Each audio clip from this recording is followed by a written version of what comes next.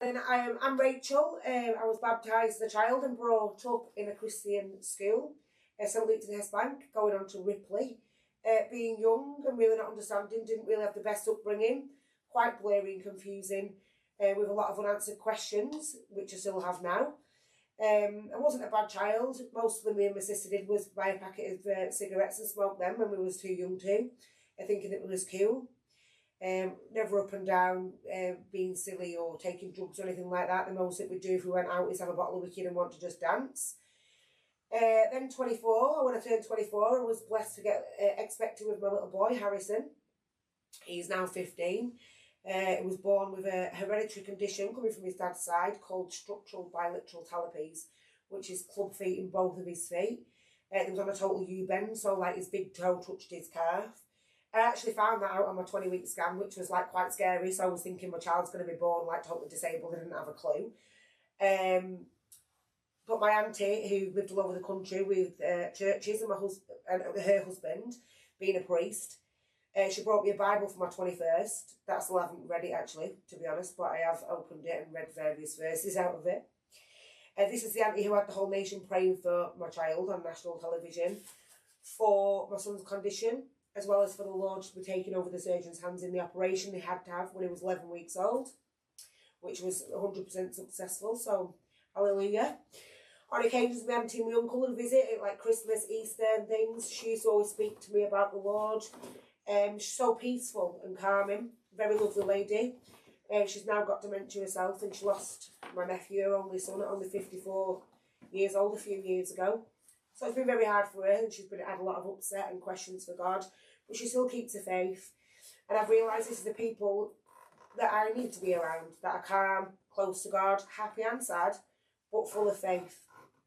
In 2010, I met William, had our first child, Sophia, in 2015.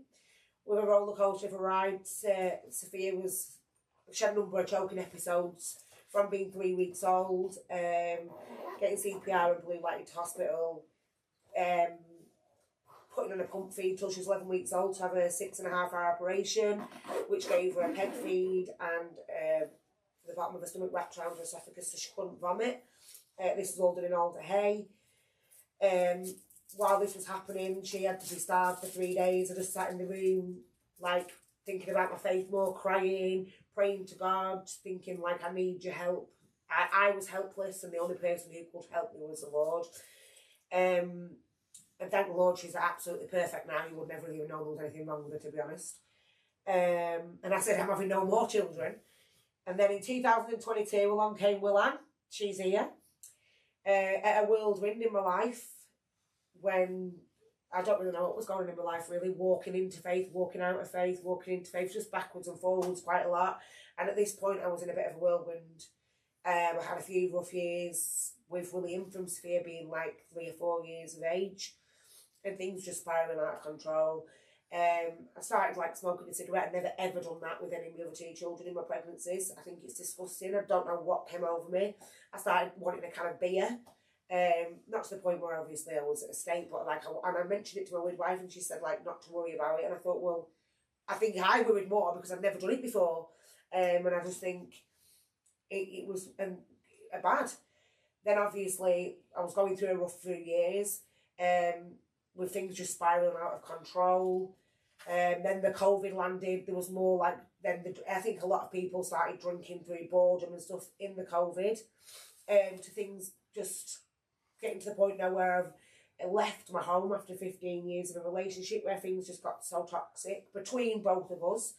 A few years getting worse, drinking, arguing, abuse from everywhere, including the children and selfish adults. Telling myself for a long time I need to follow Jesus, strictly for my own sake and my own sanity, really, instead of just using the Lord when things are hard. But even then, the Lord was faithful to me and answered my prayers, even when I prayed just in the moment, oh, please, God, help me. He actually has answered my prayers in them times. I've walked in and out of faith for a lot of years, for probably about 10 years. I was part of Hesham Church, and then coming and going, ended up with a lovely heart church that I love. Through all my whirlwinds, I just lift everything up to the Lord, and I need to be more faithful to him. and try and be more likewise and obey his, you know, his rules. And I'm just a work in progress, really, but I am trying. There isn't enough Sundays in a week, really, for the Heart Church environment. I absolutely love it there. I have prayed, feeling lost and hopeless, actually, one day about 2 weeks ago. And I just sat on my bed and prayed to Jesus. Do I take this house? Do I stay here? Do I be unhappy? Like, just show me the way, Lord. Which way do I go? And he's directed me to take the path to choose to leave, to move and get my own house with the children. He actually showed me his face in my right eye, actually. And I kept squinting, saying, just come back a minute. It was like there. And to me, that's him like saying, Rachel, you need to take this path. Everything's going to be all right. I'm here. I'm going to guide you and help you.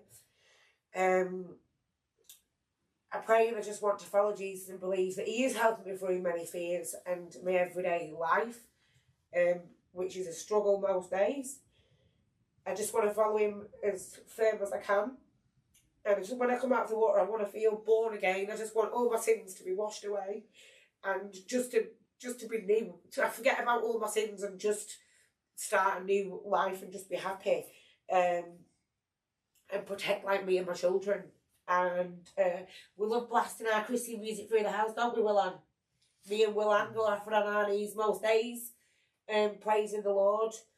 And you know, I just want him to keep us safe. It has to be the best life. It's got to be a much better life than the one I've been living and just stepping in and out of faith. I need to just be firm and walk with the Lord. I know it's a long, narrow road, but I'm happy to get on it. So come, Holy Spirit, praise the Lord. So Rachel, on confession of your faith and obedience to Christ's command, we now baptize you in the name of the Father, Son, and Holy Spirit.